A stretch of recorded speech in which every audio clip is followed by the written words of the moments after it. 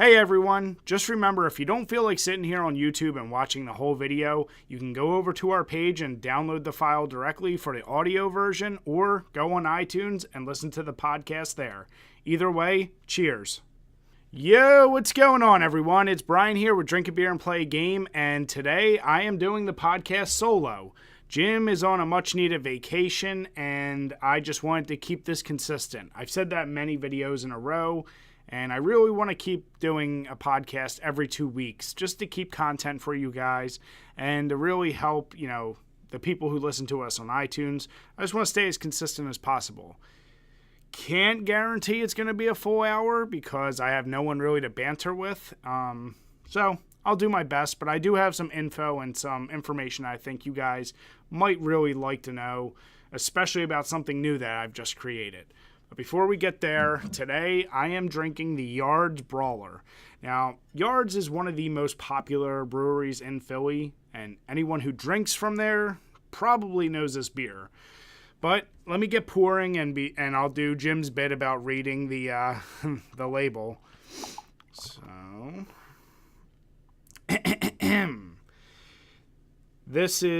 the label reads, crafted in the style of an English session ale, this malt-forward ruby-colored ale is great for when you want to go a few rounds. And it's 4.2%. A little bit more information. When we first got into brewing, it was just to make beer for ourselves. Friends liked it, so we made more. As our circle of friends has grown, so has our line of handcrafted ales. We're proud of each and every one we brew. We hope you and your friends enjoy them as much as we do. From Yards. One little thing to note, whenever you do a beer that says a session beer, a lot of people mistakenly think that's an actual specific style.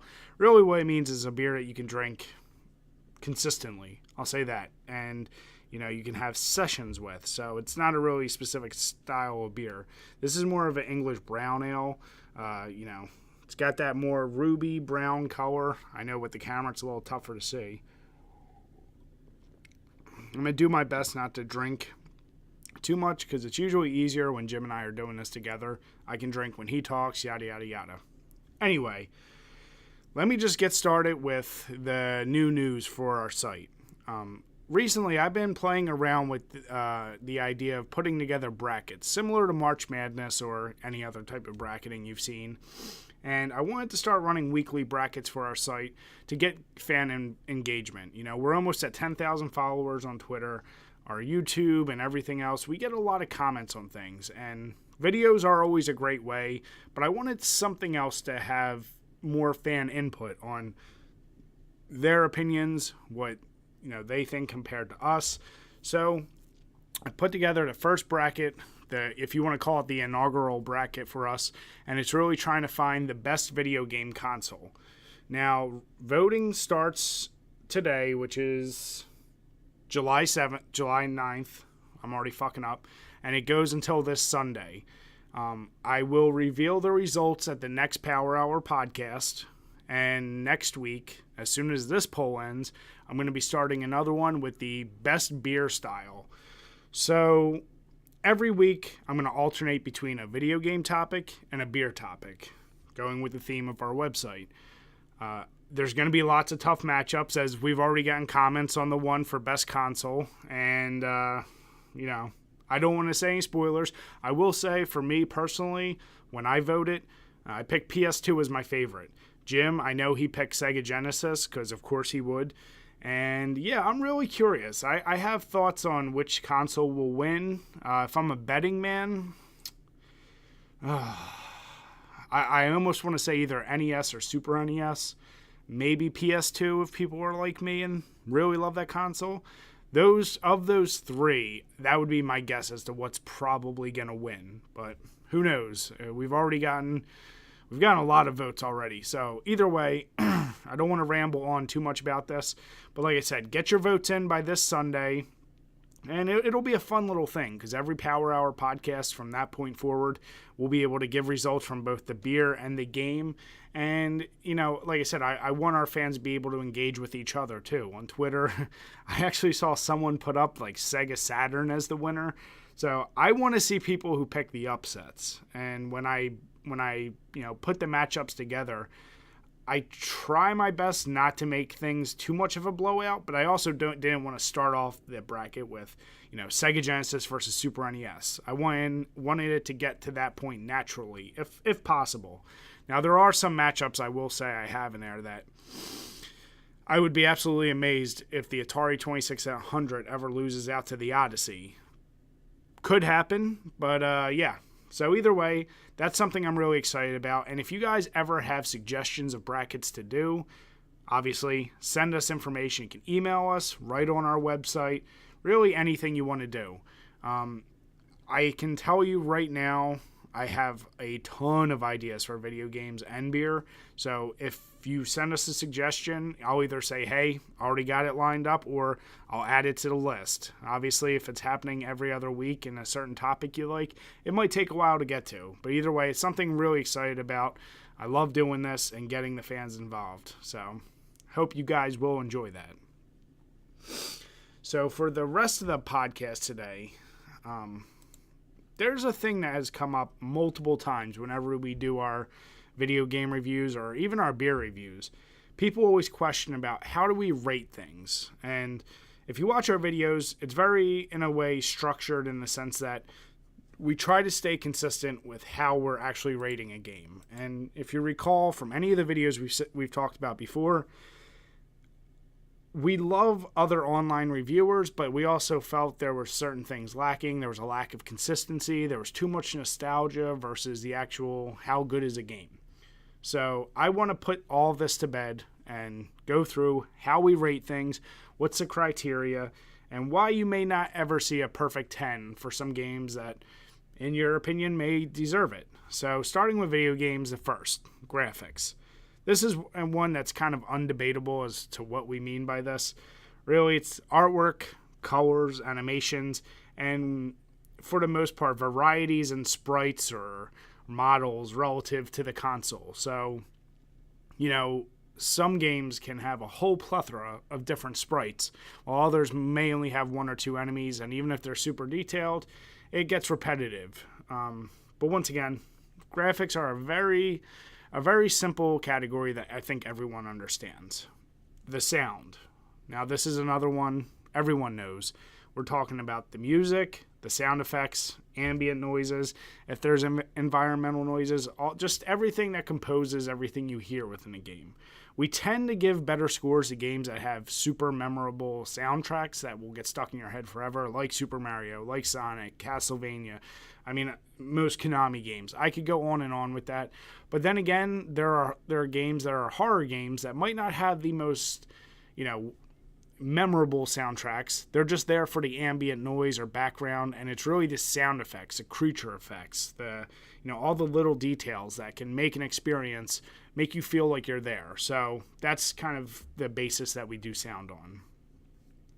The control.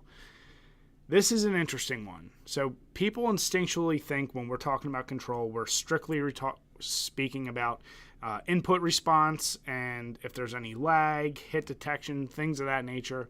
It's all those things for sure, and those have the largest amount of impact to our score. Like if you're playing a game and you hit the attack button and there's a delay in the animation, that's a big issue for us.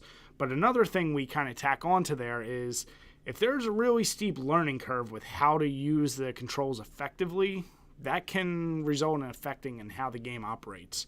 Some people could argue that's a gameplay thing, but for us, it is directly tied with control. If you need to memorize a shit ton of different combos or something and you can only beat the game by really memorizing that stuff, to us that's a bit of a flaw. A game that's great is a game that has simplistic controls and it's all about the timing of it.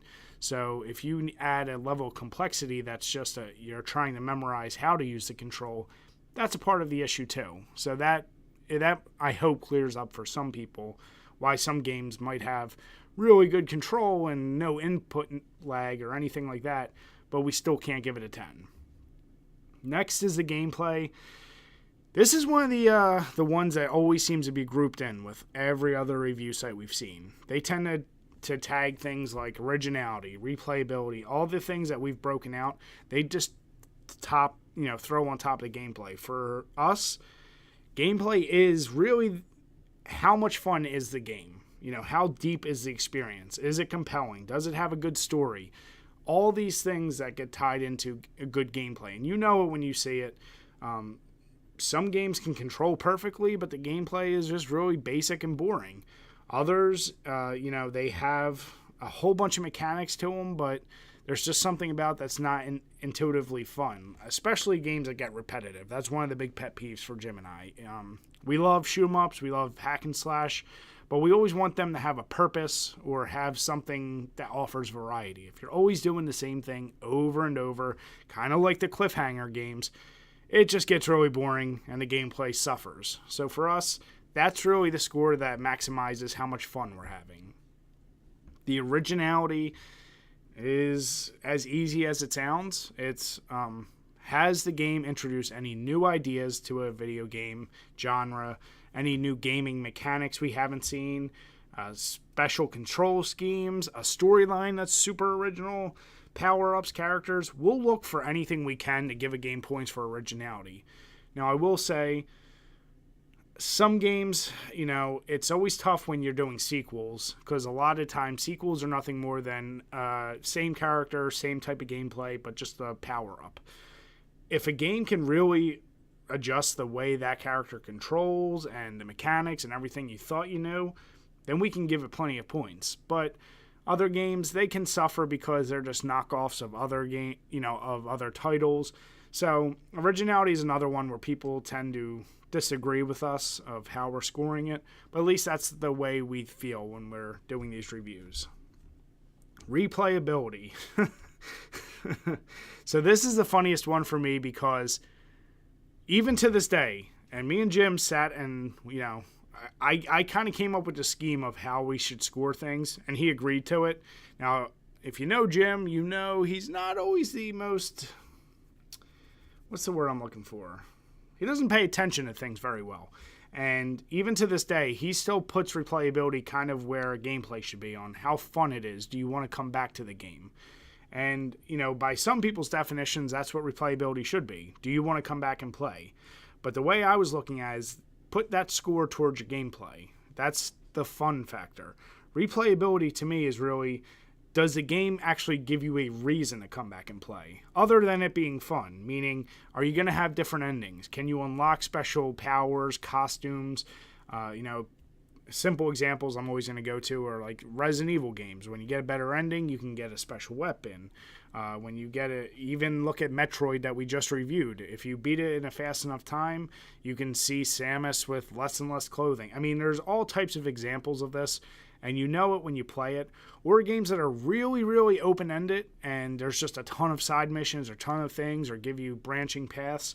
Any reason to go back and legitimately pick up to get a brand new experience. Because if you play a game and you beat it, and you can now just go back and beat it faster with no different consequence at the end, that's a matter of you're going back and playing it because of how fun it was, which goes back to gameplay. So the other thing I'll say about replayability is anytime you have a two-player game, automatically we give a 5. Because the thinking behind that is, when you're playing with a person, it can be a different experience depending on who you're playing and how their play style is. So automatically, any game you pick up, especially most sports games, the game itself is the same, but each individual match or whatever you're doing with the person should be different in theory, especially if you're playing with different people.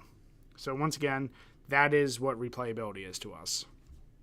And finally, overall. Well, I shouldn't say finally. And then there's overall. Now, with overall, this is our chance to geek out and throw any nostalgia we have and a feeling of what we really feel this game deserves. I'll go back to Resident Evil. Love the shit out of that game. Without going back and looking at my scores, I probably gave the overall 9 or 10. Is that a game that deserves a 9 or 10 to most people? Absolutely not, especially based on all my other criteria. However, I personally love that game so much. I go back to it all the time, and it does have that nostalgia to me, and it's just a general feeling of how you felt the game was represented to you. I'm someone who loves horror games, so I'm always going to curve my score in this category a little higher. Jim, he loves puzzle games, shoot 'em ups. He'll probably always curve his overalls for those a little different too. So this is our chance to really impose our feelings, trying to keep it as close to unbiased as possible, because the rest of the criteria, we usually give each other shit when we seem to be veering too far off the screen from how we feel about a game. But overall is our chance to really say this is how we feel. Then finally, we always do the tally up of the total score, and that is a weighted average of all the criteria we just mentioned. Now, without going into the specifics of what each actual category is weighed, I will say gameplay and control are the most important, followed by overall our personal score, because it is our site and we want to have a little bit more weight to that. Then it's graphics and sound, then originality and replayability. I can tell you right now, the number of people who have complained about our originality scores, if we gave every game a 10, it really wouldn't adjust the score, the overall total score, really that much. We used to do an average that was just equal among all of them, but we realized, now obviously if a game has great gameplay but sound kind of sucks, it can make up for it. So, in a nutshell, that is the way we score these games. And I would love to hear what you guys think. I can't say we're ever going to change that, but I wanted to just give enough input so that you guys understand the logic behind it and know we're not doing it arbitrarily, and we're trying to keep it as consistent as possible. Because if any of you watch our videos, we're not scripted. We're not, we don't pre-think too much about how we're going to do a video or how we're going to do a review. We sit down, we play a game, we talk about the scores, things we like, things we don't like, and then we just kind of go with it. So the only structure we have is in the way we rate these games. So let us know what you think about that. All right, so sorry, I had to take a quick sip of beer. Now on to the beer ratings.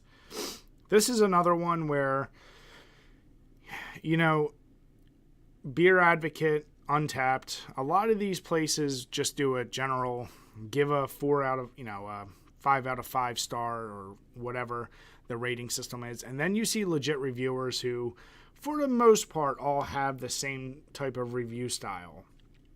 When we first started this site, Jim and I were very big on there should be a category for alcohol, how much alcohol beer is, and there should be a category for how much the beer costs.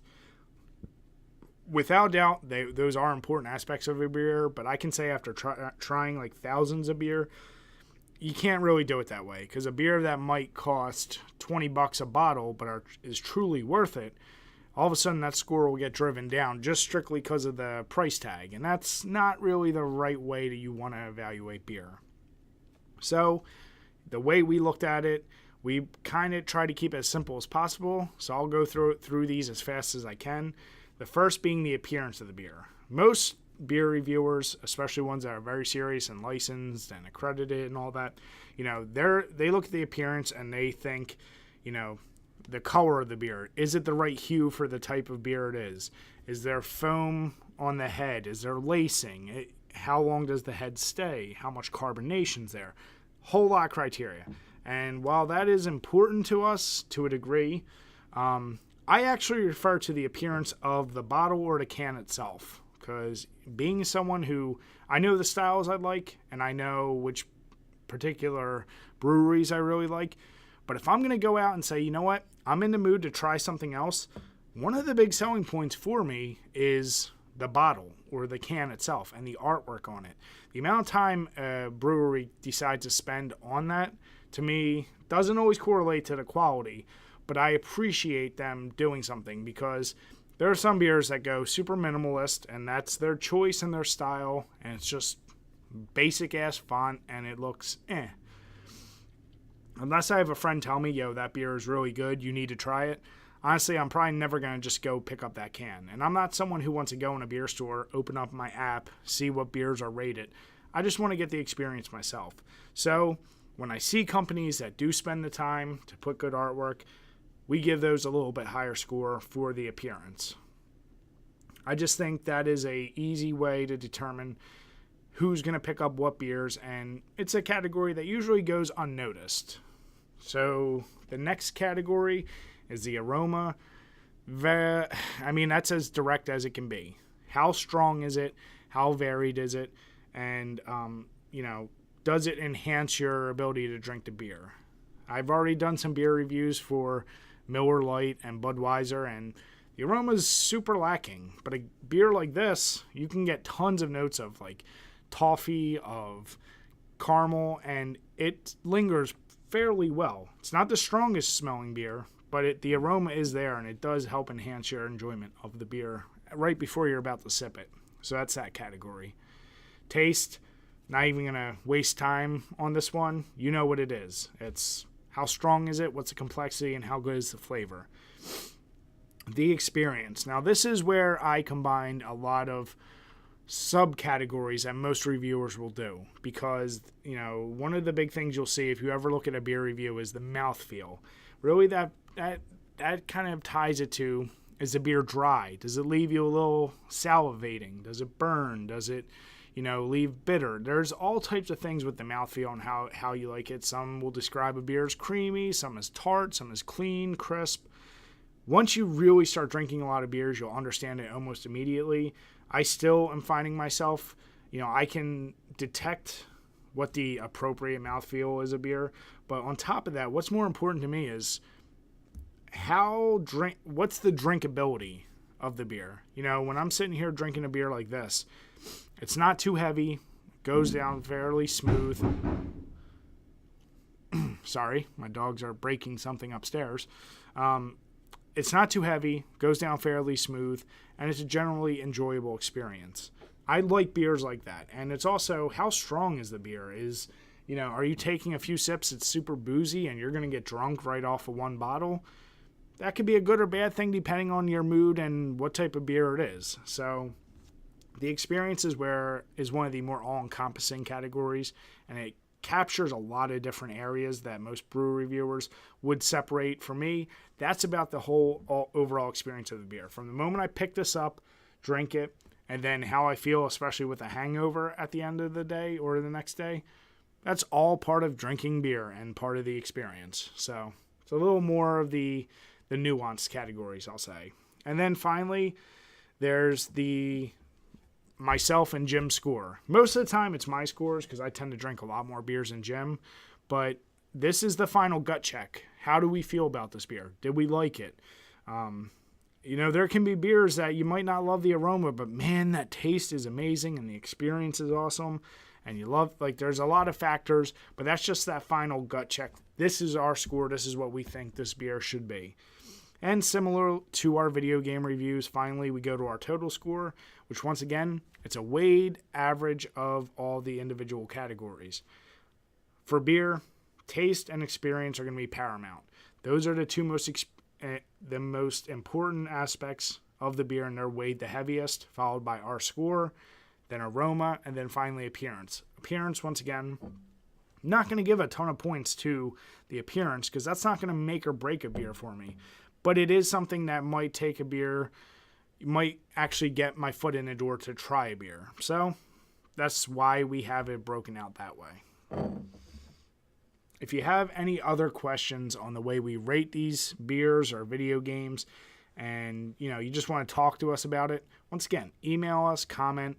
We try our best to answer everyone, and I hope we always give you guys the respect of answering you. So if you send us comments, you're going to get something. All right, so another topic I'll throw out there, since I am running this solo again. We're doing these video game reviews. I've said multiple times, we started this site with the idea we're going to find the best type of game from every genre, from every system, yada, yada, yada. It's a lofty goal, and we've played more games than I think we ever would have had we not done this. But it can also grow tiresome. When you play 22 baseball games on the NES, you get a little worn down. And when you're playing every single fighting game for the Super NES and Sega Genesis in search of the best, it can just, it can get boring after a while. So we've changed it up. We are, our goals for each month can change. Right now we're going through doing the best of, the Atari, NES, Super NES, and Sega Genesis. And we're choosing the best games based on aggregate scores. One category we may or may not get to, but I always, wanted us to do is our favorite PC games. you may have heard us talk about PC games in the past. We're not huge PC gamers. We don't run Xbox, PS4 quality games off of it. We have usually older games, RTSs, or anything like that. And one genre of game that I absolutely always loved since I was a kid is the real-time strategy. And I just wanted to sit here and show you and go through, the games that always inspired me and I still love to this day. So first of all, the original Age of Empires was a game that got me into RTSs. The idea of building up, gathering resources, building a city, building an army, and that kind of just, I love Sim City, but it never hooked me like Age of Empires did, because it lacked that battle aspect and the strategy of using units against other units, and I just love that. So for me, the epitome of that type of game has always been Age of Empires 2, especially with the expansions. It's a game that it's still to this day, I think they've remastered on Steam. There was always competitions, and it has a hardcore following, and it's for a good reason. It's amazing. Each civilization obviously plays completely different from one another. I'm not going to sit here and give you a whole history lesson of that game, but what I will say is I've personally always loved that style more than StarCraft. Jim, he loves StarCraft, and that's great if you're good at being competitive in those games. I suck at being competitive. I actually prefer playing single player, not campaigns, just playing individual matches against a bunch of AI robots or whatever, because I like to take my time. I like seeing like a city legit built up and not having to rush and use hotkeys and get a million units to this point. I respect the strategy in those things, but that's just not my style. So because of Age of Empires, that led me into a series that I could only have hoped for as a kid. My biggest fault with those Age of Empire games and a lot of other RTSs was the limited amount of units you could have. Even if you had the minimal amount of civilians, you could only have, I think, like 100, maybe 200 units on a screen at a time. I always wanted a full, big-scale army. So then I would go on to discover the Rome Total War series, which, holy hell, you're talking thousands and thousands. I think in some cases you can get up to 10,000 units of different armies battling each other. And that game, it can push a lot of people away. The amount of management you have to do at each settlement, the amount of politics and moving your armies, there's so much involved. But man, when you get down to the actual battle, it's going to test your strategy. Even if you have the best units in the world, there's things like if your morale breaks, if you get outflanked, there's so many little nuances that you just have to do perfectly. And it teaches you like, oh, okay, these armies did this style of warfare, and you have to use them to advantage. If you choose to be like the Spartans and you get flanked by horses from behind, you're going to get messed up. Learning all those nuances made the game so much fun for me. And of course, that led into basically every other Total War game. I went up to as far as the Empire Total War. I did not get Shogun. I didn't get into those newer generations because by that point my computer sucked. Now I have a computer, I could probably run those games. I just don't have the time. I would love to get back into them, but these games to me are still just, let me put them up here. These games to me are still just the epitome of large scale battles that, if you really do want to get involved, and especially if you want to do something nutty like, I don't know, have the Celtic nation of the Roman era try and take over all of Europe and that little section of Africa and Eastern Europe. This is a game that can let you do that. And I would highly recommend it, but I would say know what you're getting into, because this game could be boring to some people and super frustrating. So, yeah, these two. And then finally, one of the games I would call as my dark horse of RTSs, which I knew nothing at all about. It was one of those cases where I think I was just wandering, not GameStop, some game store, and I came across is the Dawn of War RTS. Now, Dawn of War has come out with a newer version. I think it's just called Dawn of War 2, and the graphics look absolutely insane, and that's all well and good. But this game right here, holy hell, it combined even more aspects that I liked from Age of Empires. Once again, drastically different. I wouldn't call them civilizations, but factions you could pick from. It pulls from the Warhammer 40K universe, which I knew nothing about. I know a lot more about right now. Obviously, it was one of those board games where you can pre-paint the figures and, you know, make them fight each other that way. But I will say this game, it takes the different units to a whole nother level, because you can have things like the Chaos Marine units who have these giant monsters that come out, and you have to use them a special way. But then you have some of the other factions that are all about stealth and robotics.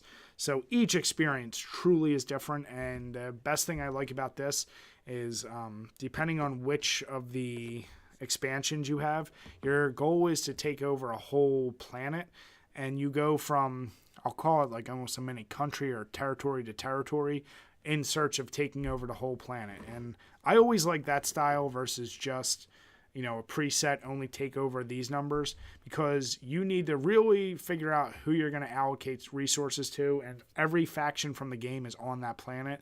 So you might be in a really big war with the Chaos Marines, but then you get attacked from somebody else, and you're going to have to sometimes just give up a land because you don't have enough resources there. So another one, this is my dark horse, like I said, that I grew to love. And it's just a type of game style that has always really appealed to me. I'm not a competitive person when it comes to this. I will play friends. I don't like to play randoms because, once again, it goes into that just build. There's almost it's less of a open experience, because I feel like if you don't do a certain method, you're almost guaranteed to lose against players that know how to do. And I know I'm probably saying that a little goofy. People who play StarCraft, when I watch them, you almost always see the same strategies. Like maybe there's 3 or 4 strategies depending on who you pick. And if you don't do it perfectly right from the beginning and you don't get your hotkeys down, you're going to get smoked. And like I said, that's just never appealed to me. So just wanted to share that with you guys. All right. So then really, I don't have a whole lot else to say. I am in the process of, and I've mentioned this multiple times, I've been going through re-uploading beer reviews, video game reviews, trying to get our site a lot more active. Now, we've had a lot of activity and a lot of viewers on our site, and I'm so thankful for you guys that do come over. So as you come to our site to fill out these brackets from a weekly basis, check out some of our other links, and, you know, I would love your feedback on there, because you know, on days or weeks where Jim and I get really busy, a video might be a little too much for us to get out. We always try to get at least a review out, a few segments from our Power Hour, a beer review, whatever we can, we try and get out. But the site is something I feel like no matter what, I can put enough time into to get something out to you guys. So, yeah, make sure you check that out. Other than that, I don't think I really have anything else. Jim and I do have topics we keep on record for when we meet together to do these Power Hours, and I don't want to take anything away from those. And it's really tough, because there is one topic that I would love to talk about, but I'm not going to. I'll wait till Jim's here because I want to see his reaction. Just once again, guys, in general, thank you so much for the support, subscribing to us on Twitter, on YouTube, on Instagram, and anywhere you follow us. We really appreciate it. And we really try to do our best to, if you ask us to do a review, we're going to try and get to it. We're never just ignoring you guys. So thank you all again. Sorry that this one is a little shorter, but like I said, I don't want to ramble on for too long. I hate when people tend to do that. So let us know what you think below. And as always, guys, cheers.